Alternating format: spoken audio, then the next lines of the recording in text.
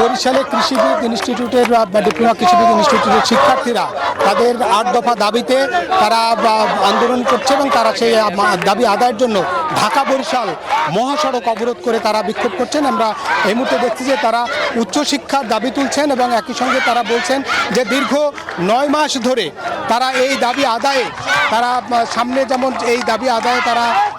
গঠনতান্ত্রিকভাবে তারা প্রতিষ্ঠানে এবং এসে তারা যে আন্দোলন করছে সেই আন্দোলনের ফলে সেই আন্দোলনের দাবি আদায়ের তাদের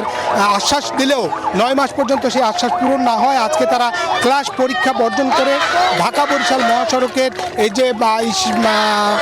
শিকারপুর এলাকার অর্থাৎ রহমতপুর এলাকার যে ঢাকা বরিশাল মহাসড়ক তারা অবরোধ করেছে এবং তাদের দাবি হচ্ছে যে স্বতন্ত্র কৃষি বিশ্ববিদ্যালয় প্রতিষ্ঠা করা এবং একই সঙ্গে অধিদপ্তর থেকে তাদের মুক্তি দিয়ে